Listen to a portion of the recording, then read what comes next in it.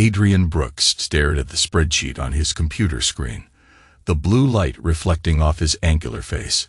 At 42, he still maintained the physique and discipline he'd honed during his 12 years in Navy Special Operations. His dark hair was cut short, with streaks of silver at the temples that gave him an air of distinguished authority. The security consulting firm he built after leaving the military had flourished over the past 7 years. He specialized in high-risk personal security for corporate executives and wealthy families, a career that utilized his tactical skills while allowing him to maintain a stable home life with Maria. They had 15 years of marriage, nearly 2 decades together if you counted their dating years. The thought made him check his watch. 8:30 p.m. Maria had texted that she'd be working late again at her interior design studio for the 3rd time this week. Adrian closed his laptop and moved to the kitchen of their colonial-style home in Silver Lake, an affluent suburb outside Wellington. He opened a bottle of scotch and poured 2 fingers into a crystal tumbler, a gift from Maria on their 10th anniversary. The house phone rang, startling him. Nobody called their landline except telemarketers and Maria's father. "Brooks residence," he answered. "Mr. Brooks, this is Amanda from Pinnacle Realty. I'm just calling to confirm your appointment tomorrow to view the property on Forest Lane." Adrian's brow furrowed. "I think you have the wrong number. We're not looking to buy property." "Oh, I'm so sorry. I must have misdealed. The appointment was for Julian Hayes and Maria Warner. My apologies." The line went dead before Adrian could respond. Maria Warner, her maiden name. And who on earth was Julian Hayes? He placed the tumbler down slowly, his military training kicking in. Assess the situation, gather intelligence, form a strategy. Taking a deep breath, he opened his laptop again and ran a search for Julian Hayes in Wellington. The results showed a 38-year-old real estate developer with slick promotional photos, handsome in that manufactured way that reminded Adrian of cologne advertisements. According to his company website, Hayes specialized in luxury condominium conversions. Adrian heard the garage door open. He closed the laptop and returned to his scotch, leaning casually against the kitchen counter as Maria walked in. She was still striking at 40, honey blonde hair falling just below her shoulders, green eyes that could charm or cut depending on her mood. She wore a fitted black dress that wasn't her usual work attire.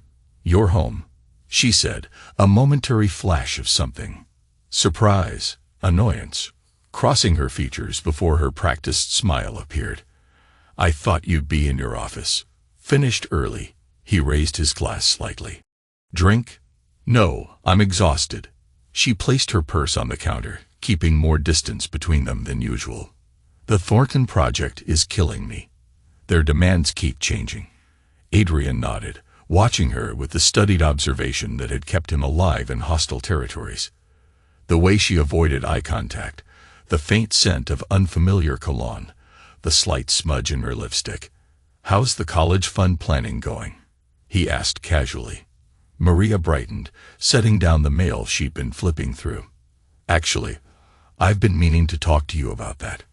The financial advisor suggested we look into a home equity option. Interest rates are incredibly low right now. I thought we agreed to use the stock portfolio when the twins are ready for college. The twin girls they'd never had. The fertility treatments that had failed 5 years ago. The adoption applications that Maria had mysteriously wanted to postpone, repeatedly. This would be better financially," she said quickly. "I have the paperwork ready. We just need to sign it before rates change again." Adrian took another sip of his scotch. "Of course. Whatever you think is best." Maria's shoulders relaxed slightly. She moved toward the stairs. "I'm going to shower and go to bed. Don't stay up too late." As her footsteps faded upstairs, Adrian pulled out his phone and texted his old teammate from SEAL Team 6. "Need your help. Discreet surveillance and intel. My house and wife. Starting tomorrow." 2 minutes later, Omar Falcon Rice replied, "Consider it done. Details tomorrow. Anything specific I should know?" Adrian typed back. "Name, Julian Hayes. real estate developer, possible property on Forest Lane. He poured another scotch and walked to the living room window, staring out at the manicured lawn Maria had insisted on hiring a professional service to maintain. 15 years of marriage.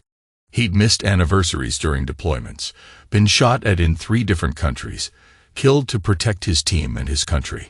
And now, standing in his own home, he felt the same cold, tactical calculation take over that had guided him through the most dangerous operations of his career. Maria had no idea who she was truly dealing with. Over the next 3 days, Adrian maintained his routine, giving Maria no indication that anything had changed. Each morning, he kissed her goodbye before heading to his office downtown. Each evening, he returned at his usual time, engaging in the same surface-level conversations they'd been having for months. Meanwhile, Omar was conducting surveillance, documenting Maria's movements and interactions. Text updates arrived every few hours on a secure messaging app. 10:15 a.m. Subject left house. Followed to studio but entered adjacent building. Office belongs to Hayes Development. 1:30 p.m. Subject and Hayes left office together. Lunch at Viviano's. Intimate behavior. Photos uploaded to secure server. 4:45 p.m. Subject returned to her actual studio. Appears to be maintaining cover of working. Adrian processed the information with clinical detachment. In the field, emotional reactions got you killed. Here, they would only blind him to the full scope of the betrayal. On Thursday afternoon, Omar called. "I've got something significant," he said, without preamble, when Adrian answered. "They're meeting with a lawyer today, Stevenson and Brandt, specializing in real estate transactions. Time: 2:30. Want me to go in?" Adrian considered it. "No, stay on surveillance. I'll handle the legal angle." He ended the call and dialed another number. Clara Henderson had been his company's attorney for 5 years. Brilliant, discreet, and completely ruthless in protecting her client's interests. "Clara, I need a favor that stays between us," he said. "Those are always the interesting ones," she replied. "What's up?" "I need information about a meeting happening at Stevenson and Brandt today, 2:30. Involves Julian Hayes and a woman who may be using the name Maria Warner. Your wife." It wasn't a question. Clara never missed details. "Yes. This sounds matrimonial, Adrian. Not my specialty. Just information gathering for now. I need to know what they're planning before I decide how to respond." There was a pause. "I'll make a call. My paralegal interned there last year. Still has connections." "I appreciate it." "Don't," Clara said. "You've saved my neck enough times with difficult clients. I'll text you when I have something." At 4:17 p.m., his phone buzzed with a message from Clara. "They're preparing transfer documents for your house. Full ownership from joint to your wife only. Also discussed quick sale prep with local realtor. Estimated listing price, $1.2 million. Adrian felt something cold settle in his chest. Not just an affair then, a complete extraction from their life together, taking their home in the process. He pulled up his banking app and checked their joint accounts. The balances were significantly lower than they should have been. A quick review of the transaction history showed multiple large withdrawals over the past 3 months, all made by Maria, just under the threshold that would have triggered a notification. Another text from Omar arrived. Subject meeting realtor at Starbucks on May. Discussing quick sale options and cash buyers. Realtor suggests clearing out personal items before listing. So that was the plan. Get him to sign away the house, sell it immediately, and disappear with the money. The only question remaining was how she planned to get his signature. That evening, Maria came home with a bottle of his favorite scotch and takeout from the steakhouse he preferred. She wore the emerald silk blouse he'd once mentioned brought out the color of her eyes. "I thought we deserved a nice dinner," she said, setting out the containers on the dining room table. "You've been working so hard lately." "That's thoughtful," he replied, playing along. "Special occasion." She hesitated for just a moment. "No, I just realized we haven't had much quality time together recently." Over dinner, she steered the conversation toward the future, asking about his business plans, whether he considered taking on fewer high-risk clients. "You've built something secure now. Maybe it's time to enjoy it more," she suggested brightly. "Perhaps," he said, refilling her wine glass. "You mentioned college fund paperwork earlier this week." Her eyes lit up. "Yes, I have everything ready. The timing is perfect with these interest rates.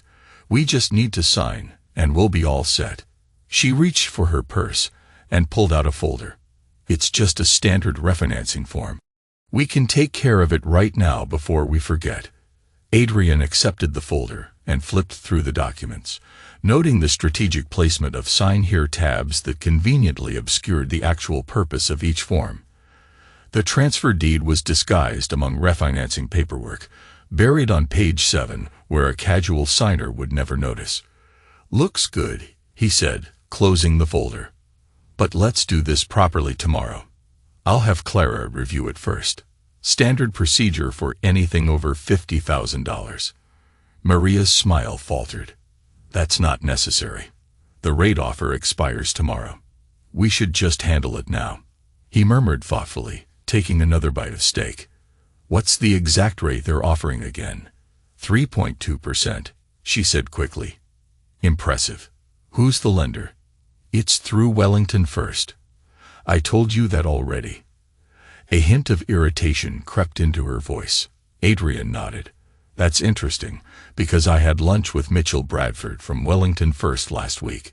He didn't mention any special rates, and we specifically discussed home equity options." Maria's face paled slightly before she recovered. It must be a new promotion. The advisor was very clear about the deadline. What was the advisor's name? I should thank him for such a great opportunity. David. Something. I have his card at the studio. She stood abruptly. "You know what? Let's just wait until tomorrow." "You're right. We should review everything carefully." She began clearing the plates with more force than necessary.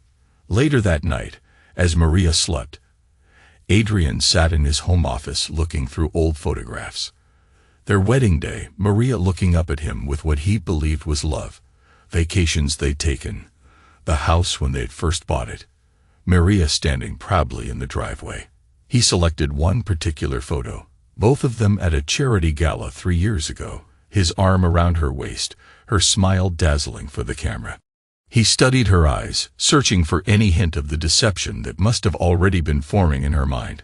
His phone vibrated with a text from Omar. Found link to Hayes' finances. He's underwater on 2 development projects. Needs cash infusion within 60 days or loses everything. The pieces clicked into place. Maria wasn't just leaving him. She and Hayes needed the money from the house. This wasn't just betrayal. It was financial desperation disguised as marital dissatisfaction. Adrian closed the photo album and leaned back in his chair. He'd spent his career reading threat assessments, identifying vulnerabilities, and neutralizing danger before it escalated. Now he would apply those same skills to his own life. Adrian called his office the next morning and delegated his meetings to his second-in-command, citing a family matter. He waited until Maria left for her studio, then made a series of phone calls.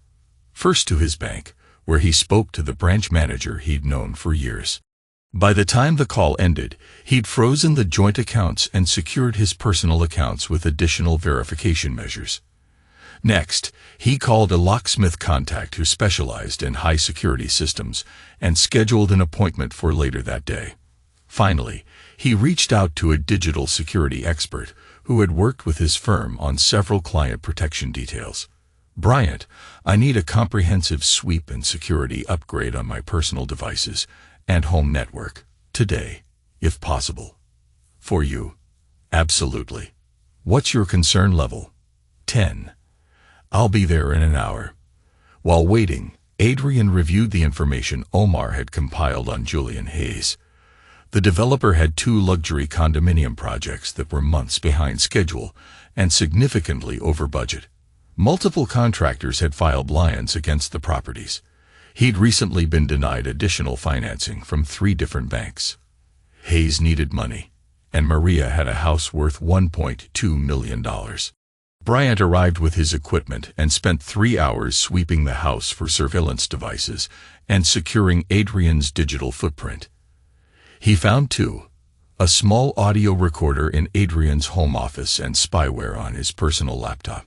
Both amateur setups, Bryant said, showing Adrian the devices. Disable them or leave them operational but fed with false info. Leave them operational, Adrian replied without hesitation. By mid-afternoon, the locksmith had changed every external lock on the house and installed a new security system requiring both fingerprint and code access. Adrian was the only authorized user.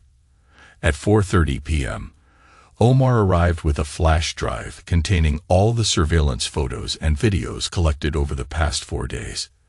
They sat in Adrian's office reviewing the evidence. "They're sloppy," Omar observed. "Overconfident. She thinks you're oblivious. And he thinks he's smarter than he is," Adrian replied, his voice devoid of emotion. "What's your play?" Adrian stared at a photo of Maria and Hayes embracing outside his office building. "I'm going to sign the papers." Omar raised an eyebrow. "You're giving her the house. After all this, I'm giving her exactly what she wants," Adrian replied, a cold smile touching his lips. "And then I'm taking everything." At 6:15 p.m., Maria returned home to find Adrian sitting in the living room, the folder of documents open on the coffee table before him, his signature freshly applied to each flagged page. "You're home early," she said, hiding her surprise poorly. "Finished my meetings ahead of schedule," he replied. "I decided to review these papers you've been so eager for me to sign. The college fund refinancing, right?" Maria's eyes flicked to the signed documents. "Yes. Exactly. Did you sign them?" "I did. All taken care of." He closed the folder and handed it to her. "I hope this helps secure our future." The genuine shock on her face was quickly masked by a practiced smile. "That's wonderful. I'll drop these off first thing tomorrow." "No rush," he said lightly. "I already scanned and emailed copies to the relevant parties." A flash of panic crossed her features. "You didn't need to do that. I would have handled everything." "Just being efficient," he said, taking another sip of scotch. "I'm going to grab a shower before dinner. I'm thinking we could order in. Celebrate our smart financial planning." As he climbed the stairs, he heard her immediately make a phone call, her voice hushed but urgent.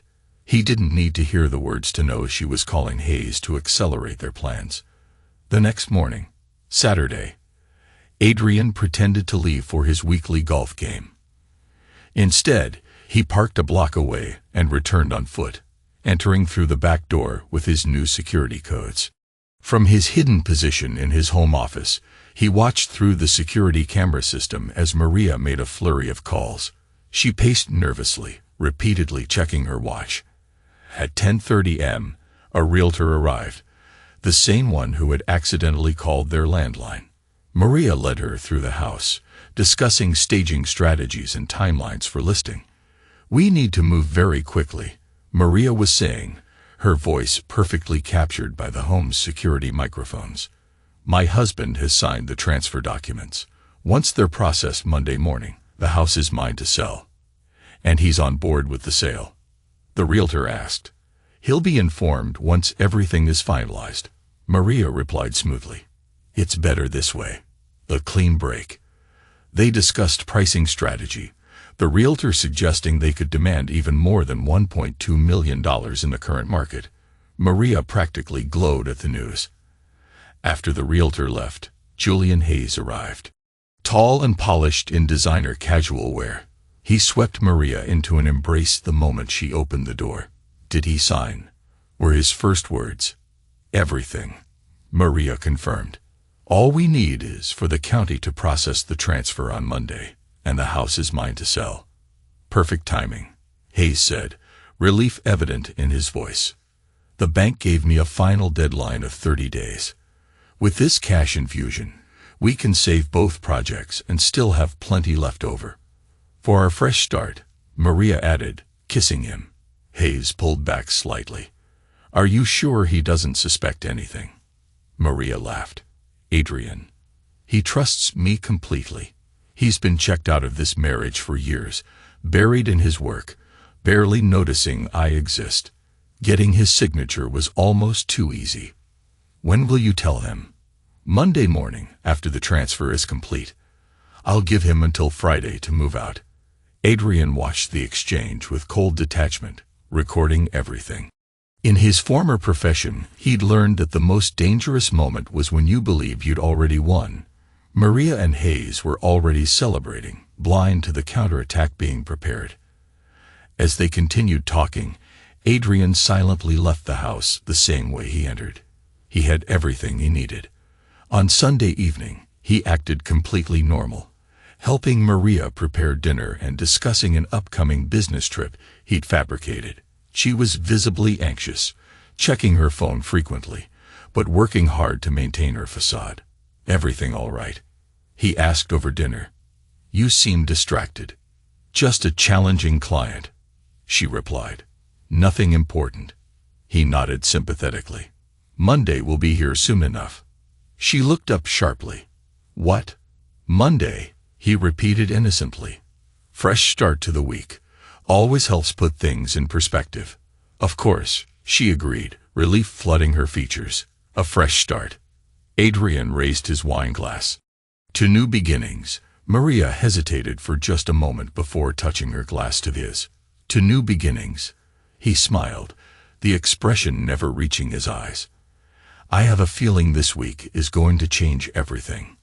Monday morning arrived with cloudless skies and unusual warmth for early October.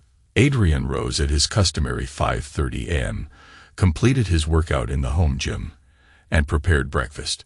By the time Maria came downstairs at 7:15, he had coffee waiting and was reading the newspaper at the kitchen island. You're in a good mood, she observed cautiously, accepting the mug he offered. Beautiful day, he replied. And I've cleared my schedule to work from home today. Her coffee cup froze halfway to her lips. Oh, any particular reason? Just felt like a change of pace. He folded the newspaper and stood. Don't let me keep you from your busy day. Maria wavered, clearly recalculating. Actually, I might work from home as well. We could have lunch together. Unfortunately, I have a video conference at noon that might run long, he said smoothly. Don't change your plans on my account. She wavered again before nodding. I should go in. Client meetings. You know how it is. Of course. The moment her car disappeared down the street, he called Omar. She's heading out now. Stay on her. Roger that. 10 minutes later, the update arrived. Subject heading directly to county clerk's office. Hayes waiting outside. At 9:45 a.m., Adrian's phone rang. It was Clara.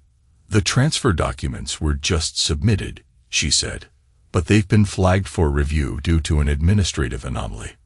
What kind of anomaly? The kind that mysteriously appeared in the system over the weekend, Clara replied, a hint of amusement in her tone. It's going to require manager approval, which won't be available until Wednesday at the earliest. How unfortunate, Adrian said. I'm guessing Maria wasn't pleased. Apparently, she demanded to speak to supervisors and threatened legal action, eventually left looking distressed. Thank you, Clara. I owe you. Just doing my job. The paperwork you sent over this morning has been filed. By the way, you now have official documentation of all joint assets and their current status. By noon, Omar reported that Maria and Hayes were having an intense conversation at a cafe near the county offices. She appeared distraught. He looked increasingly agitated. By 2:30 p.m., Adrian received another update. Subject returning home. Alone. Hayes left in opposite direction.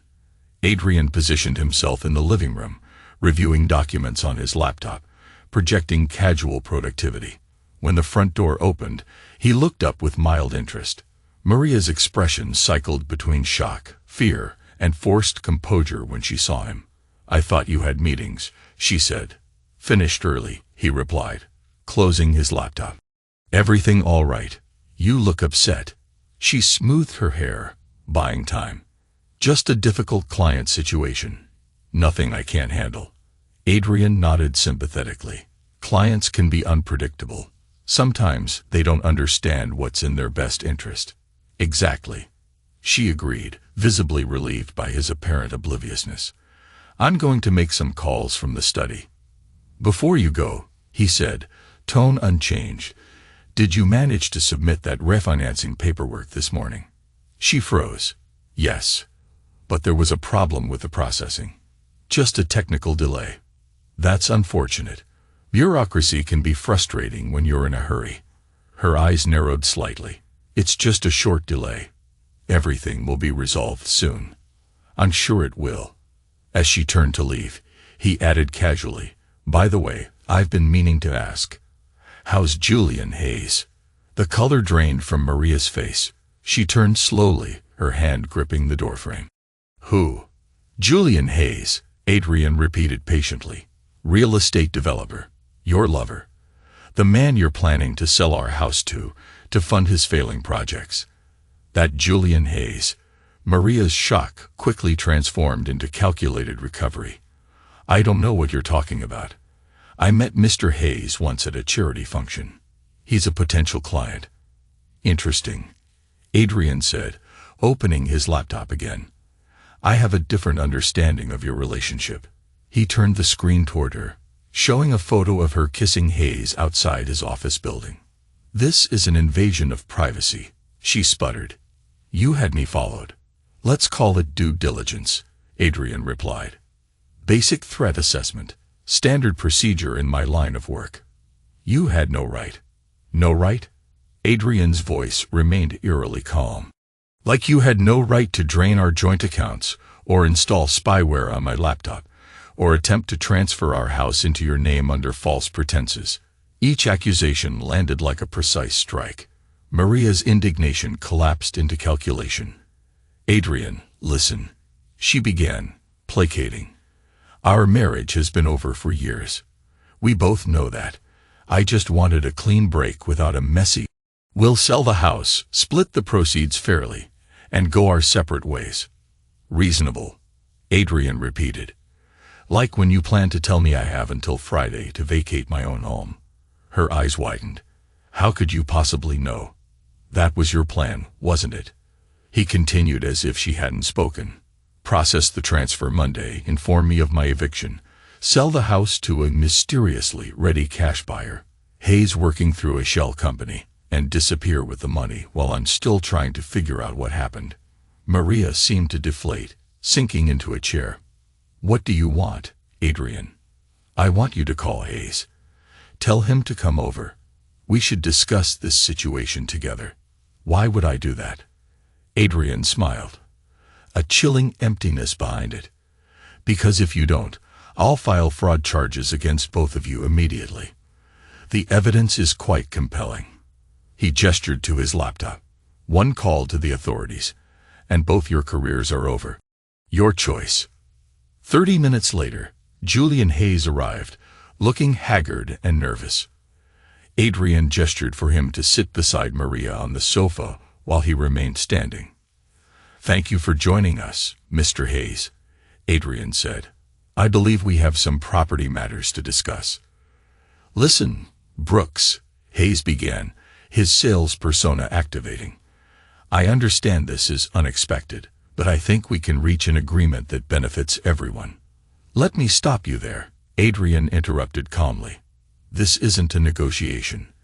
This is me informing you both of what happens next. He opened a folder and removed several documents, placing them on the coffee table. First, the transfer documents you submitted have been flagged for review. They will ultimately be rejected due to fraud and misrepresentation. He pointed to the next document.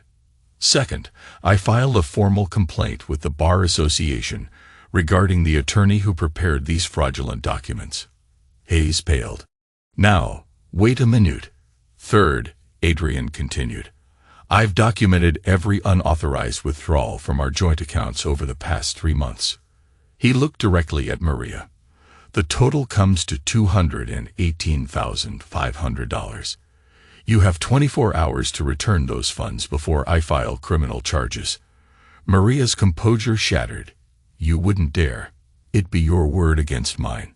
Actually, Adrian said, removing a small digital recorder from his pocket, it'd be your word against your own. Would you like to hear how clearly this device captures audio? He pressed play. Maria's voice filled the room. Adrian trusts me completely. He's been checked out of this marriage for years. Getting his signature was almost too easy. Hayes jumped in. This is entrapment. You can't record people without their knowledge.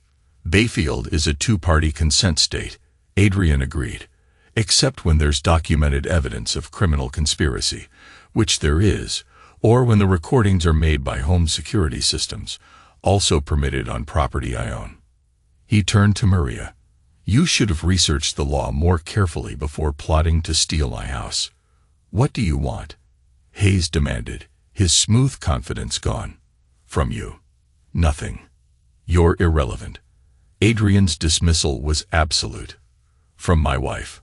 A clean, uncontested divorce with these terms. He slid another document across the table. She keeps her design business, her personal accounts, and the assets she brought into the marriage. I keep the house, my business, and all joint assets.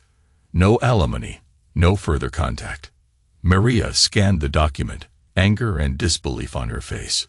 This is highway robbery. No, Adrian corrected. Highway robbery is what you attempted. This is consequence. And if I refuse, then tomorrow morning, your clients, your family, and several newspapers receive copies of every piece of evidence I collected. He shrugged. Your choice. Hayes stood abruptly. I need to make a call. Sit down, Adrian ordered, his voice carrying the unmistakable command presence that had once directed special ops teams in crisis zones. Hayes sat automatically. You're not making calls. You're not leaving until this is resolved. Maria looked between them, then back at the divorce agreement. You've been planning this since when? Since the moment I learned what you were doing, Adrian confirmed. Unlike you, I don't leave things to chance. After another hour, Maria finally signed the divorce papers and agreed to return the withdrawn funds. Hayes slunk away, already calculating how to save himself without Maria's promised windfall. As Maria packed a suitcase in strained silence, Adrian leaned against the bedroom doorframe. You know what the saddest part is? He said, I would have given you a fair settlement if you'd just asked for a divorce like a normal person. She zipped her suitcase closed. You would have fought me on everything. This was cleaner. Cleaner, he repeated. That's one word for betrayal. Like you're innocent, she snapped. Always gone, always putting your work first. The great protector who couldn't be bothered to notice his own wife's unhappiness. I noticed, he said quietly. I just mistakenly thought we were working through it together. My error. She lifted her suitcase. I'll send for the rest of my things. You have until the end of the week, he replied. After that, anything left becomes property of the house, just like you planned for my belongings. As she walked down the stairs, he added, one last thing, Maria. If you ever try to contact me again after our divorce is finalized, I'll release everything I have. Every recording, photo, and bank statement. Is that clear? Her shoulders stiffened, but she nodded once before continuing. The front door closed. Adrian walked to his office and poured a scotch. He should have felt triumphant. Instead, he felt hollow. Over the next few days, Adrian's counter-strategy methodically took shape.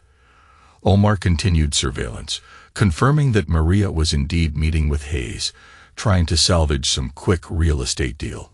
Clara provided legal reinforcements. Adrian froze or secured every asset.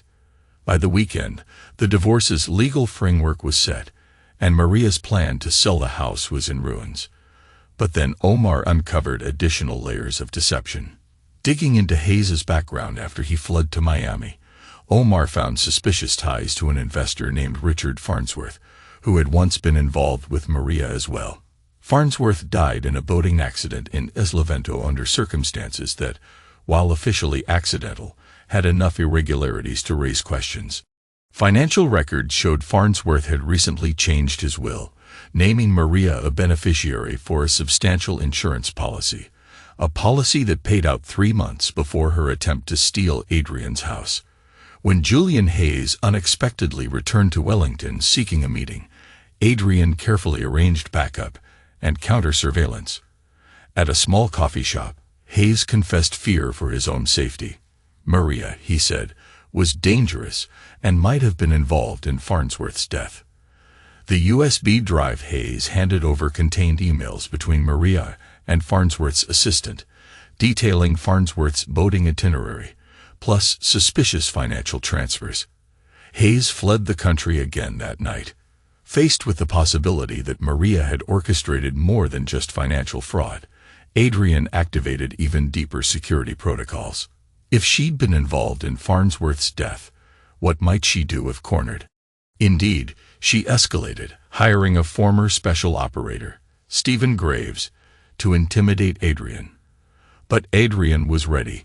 He responded with Protocol Echo, orchestrating a precise, overwhelming counterattack, delivering evidence packets about Farnsworth's death to federal authorities, leveraging multiple angles of legal and financial scrutiny, and ensuring Maria's short-lived illusions of control shattered completely. In the following days, the FBI launched an inquiry, the insurance company froze the remaining policy funds, and Maria attempted to flee on a flight to Zurich. She was intercepted by federal agents at the airport, questioned, released with a directive to remain in the state, and soon found herself out of options, financially, legally, and personally. Her father, Malcolm Warner, tried to bribe Adrian with $10 million to recant his allegations, but Adrian turned over the evidence of the bribe to the FBI. Malcolm was brought in for questioning, and Maria spiraled into desperation.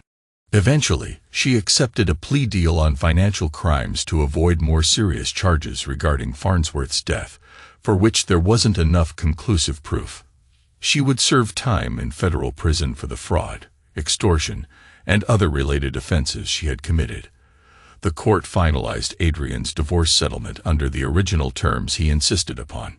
He kept his house and business, and his reputation remained intact. Julian Hayes, having cooperated to save himself, vanished overseas. Malcolm Warner, disgraced and financially entangled, distanced himself from his daughter's legal nightmare.